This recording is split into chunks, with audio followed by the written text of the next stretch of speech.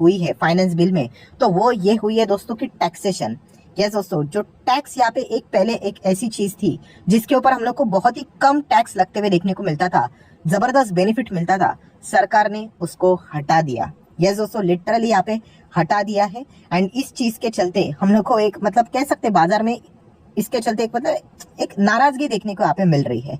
सो इससे रिलेटेड अगर हम लोग बात करें कौन सी चीज से रिलेटेड ये टैक्स यहाँ पे हटा दिया है, तो दोस्तों यहाँ पे लॉन्ग टर्म से रिलेटेड हम लोग बात यहाँ पे करने जा रहे हैं। अगर कोई लॉन्ग टर्म इन्वेस्टर है तो उनके ऊपर यहाँ पे ये सारी चीजें हम लोग को लागू होते हुए देखने को मिलेगी। अभी अभी अभी रुकिए, एक बहुत बड़ा बट है। अगर आपको ये लगता है कि हम लोग यहाँ पे इक्विटी से रिलेटेड बात कर रहे हैं, तो दोस्तों बिल्कुल भी नहीं। मतलब अगर आप इक्विटी मार्केट में लॉन्ग टर्म इन्वेस्टर अगर हो तो उसमें कोई भी बदलाव नहीं किया है। जो लोग कमेंट सेक्शन में पूछ रहे हैं सर लॉन्ग टर्म इन्वेस्टर के ऊपर टैक्सेशन में कोई बदलाव है, बिल्कुल भी नहीं। साफ साफ बोलकर, ये देखिए लिखकर भी बोल रहा हूं कि नहीं, इक्विटी में बदलाव नहीं है, इक्विटी में कोई भी छेड़छाड़ी नहीं की गई है। सो किसमें यहाँ पे छेड़छाड़ी की गई है? तो दोस्तों इक्विटी का दुश्मन कौन है? आप सभी लोगों को पता है, डेप्ट। यस दोस्तों, डेप्ट। तो डेप्ट की अगर हम लोग बात करें तो वहां पे डेप्ट म्यूचुअल फंड तो आप लोगों ने सुने होंगे। तो इससे रिलेटेड हम लोग को बदलाव देखने को यहाँ पे मिला है। एंड ये बदलाव बहुत बड़ा बदलाव है दोस्तों। एंड खास करके अगर हम लोग बात करें जिनके पास बहुत ज्यादा पैसे होते थे, राइट, हम कह सकते हैं उनमें जबरदस्त नाराजगी देखने को यहाँ पे मिल सकती है। वो क्यों, इसके पीछे का रीजन क्या है, लॉजिक क्या है, सारी चीजों को यहाँ पे मैं कवर करने वाला हूँ। उसके पहले आप हेडलाइन पढ़ लेना, finance bill tax benefit for डेप्ट mutual fund removed. I hope मैं अगेन कह रहा हूँ, इक्विटी के लिए चीजें नहीं है, ये डेप्ट से रिलेटेड हम लोग को चीजें देखने को मिल रही है। राइट, थोड़ा सा लोगों को इसीलिए लगा होगा क्योंकि इसके पहले भी एक ऐसी अफवाह आई थी कि इक्विटी के ऊपर भी सरकार टैक्स यहाँ पे बढ़ा सकती करके।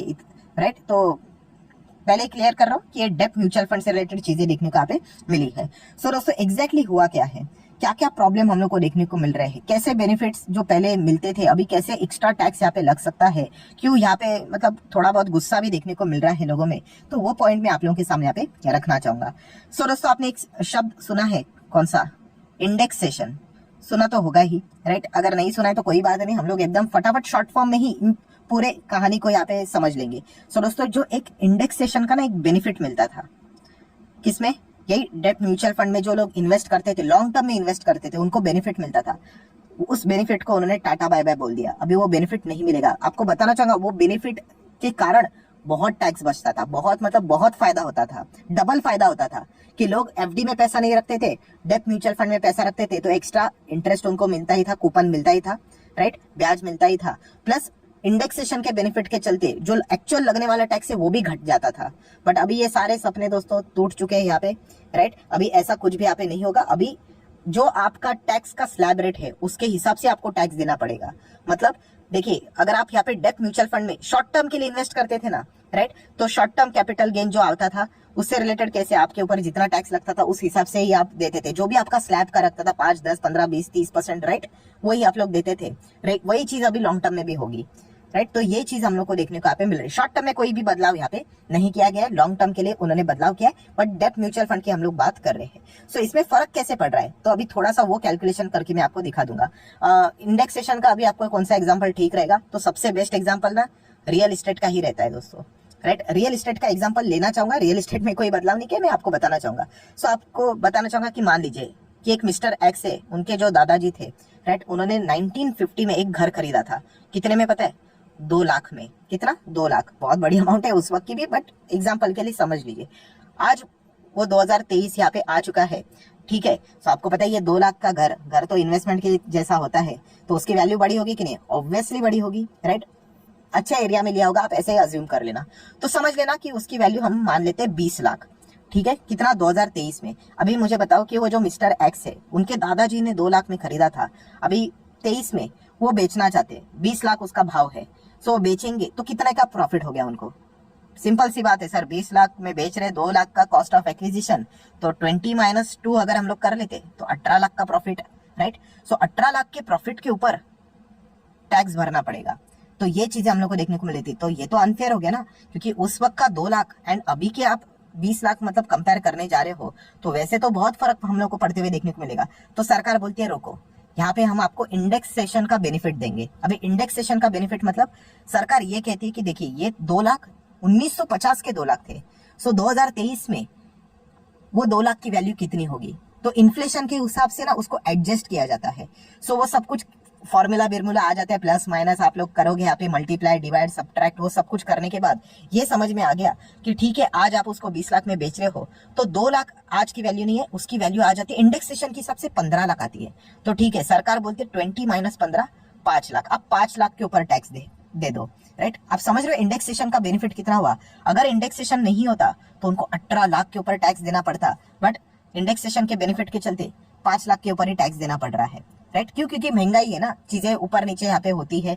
राइट, तो उसी चीज मतलब आप अपने ही लाइफ में देख लो कि पहले 1 रुपए में आप कितनी सारी चीजें खरीदते थे, 10 रुपए में कितनी सारी चीजें होती थी, आज 10 रुपए में क्या होता है, कुछ भी नहीं होता है।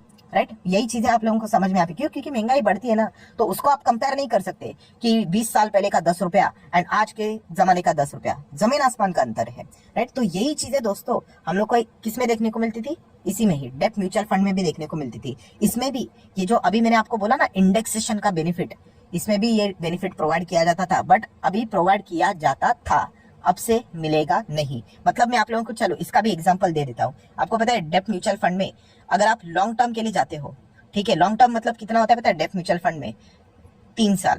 राइट, हमारे इक्विटी में कितना होता है, 1 साल ही होता है। 1 साल के ऊपर अगर आप जाते हो तो आपको लॉन्ग टर्म का डेफिनेशन में आपको डाला जाएगा। राइट, 10% ही टैक्स लगता, मतलब उसके हिसाब से 1 लाख माइनस करके 10% ही लगता था। अगर डेट म्यूचुअल फंड की बात करें तो लॉन्ग टर्म मतलब 3 साल, और 3 साल के ऊपर अगर आप करते हो, होल्ड करते हो, तो आपको टैक्स 20% ही लगता था। एंड वो भी सिर्फ 20% नहीं, प्लस इंडेक्सेशन का बेनिफिट। मतलब चलो आपको थोड़ा सा एक रफली एग्जांपल देता हूँ, वीडियो बड़ा हो सकता है बट आपको पूरी नॉलेज यहाँ पे मिल जाएगी। अगर मान लीजिए आपने 1 लाख इन्वेस्ट किया था, ठीक है, और 3 साल आपने पहले प्लान किया बॉस कि 3 साल से पहले तो हम लोग बेचेंगे नहीं इसको, क्योंकि नॉर्मल टैक्स का स्लैब रेट हमारा 30% है, क्यों ज्यादा देने का। तो 3 साल अभी हो चुका है, तो 3 साल हो जाने के बाद हम कह सकते हैं उसका वैल्यू 1.5 लाख हो गया है। ठीक है, तो फायदा कितने का हो गया आपको, बेसिकली 50,000 हो गया। 1 लाख इन्वेस्ट किया था, 3 साल हो गए, 4 साल हो गए, अभी 50,000 का फायदा हो रहा है कि नहीं। सो 50,000 के ऊपर क्या सीधा 20% लगेगा, नहीं। सरकार बोलती कि इंडेक्सेशन का बेनिफिट मिलेगा। इंडेक्सेशन का बेनिफिट मतलब आपने 4 साल पहले 1 लाख लगाए थे ना, तो आज के जमाने में वो 1 लाख की वैल्यू क्या है वो हम लोग कैलकुलेट करेंगे। सो इंडेक्सेशन का बेनिफिट लगाकर ये पता चला कि आज के जमाने में वो 1 लाख, मान लीजिए रफली 1,30,000 है करके, तो बढ़िया है। 1,30,000 उसका कॉस्ट ऑफ एक्विजिशन माना जाएगा, और 1.5 लाख आज की वैल्यू। सो चलिए 20,000 हम लोग मान लेते, तो 20,000 के ऊपर आप क्या कर लो, 20% टैक्स दे दो। आपको समझ में आ गया कितना फर्क पड़ता था ये इंडेक्सेशन के बदौलत। बट अभी ये चीजें नहीं होंगी। आप लॉन्ग टर्म होल्ड करो, आप शॉर्ट टर्म होल्ड करो, आपको पूरा का पूरा अभी क्या करना है, टैक्स यहाँ पे देना ही पड़ेगा। तो ये चीजें हम लोग को देखने को मिल रही है। एंड टैक्स कैसे देना पड़ेगा, आप जिस स्लैब में यहाँ पे आते हो उस हिसाब से सारी चीजें कैलकुलेट यहाँ पे होने वाली है। सो इसीलिए दोस्तों जो बड़े लोग हैं जो 30% के ब्रैकेट में यहाँ पे आते थे, वो यहाँ पे इसमें निवेश करके बैठते थे। क्यों? क्योंकि अगर वो पैसा अगर अपना 30% वाले एफडी में भी रखते थे ना, एफडी में उनको कितना भी इंटरेस्ट मिले दोस्तों, कितना भी इंटरेस्ट, उस इंटरेस्ट के ऊपर भी उनको ये 30% का टैक्स लगता था। इसलिए बड़े लोग कभी भी एफडी में पैसा नहीं रखते, वो क्या करते, ऐसे डेट म्यूचुअल फंड में पैसा यहाँ पे रख देते हैं। क्योंकि वहां पे अगर लंबी अवधि के लिए रहे तो 20% इंडेक्सेशन का फायदा बेनिफिट होता था। तो अभी तो वो बेनिफिट होगा नहीं, इसलिए आप देखोगे अलग अलग वीडियोस में भी लोग बताएंगे कि एफडी में अभी लोग शायद से पैसा वापस इन्वेस्ट करना शुरू करेंगे। वरना मतलब हम लोग इतना जो रिस्क लेते थे, डेट म्यूचुअल फंड में पैसा रखते थे, राइट, अभी एफडी में ही रख लेंगे, क्या फर्क पड़ता है, वैसे थोड़ा सा ही कम, बट रिस्क तो पूरा का पूरा पैसा ही सेफ।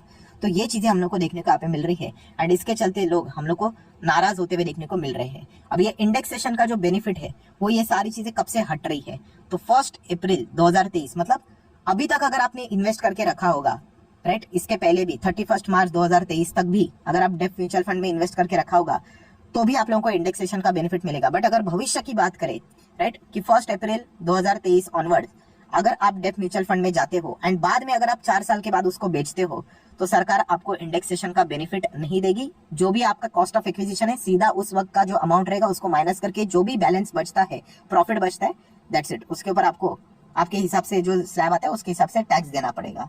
सो ये सारी चीजें हम लोग को देखने को यहाँ पे मिली है। तो इसके चलते हम लोग जरूर कह सकते हैं कि जो डेट म्यूचुअल फंड है उसमें लोग मतलब अभी नाराज हो जाएंगे कि क्या मतलब किस हिसाब से हम लोग पैसे यहाँ पे रखे, राइट। सो ये चीजें हम लोग को देखने को मिल रही है, ये एक पॉइंट हो गया।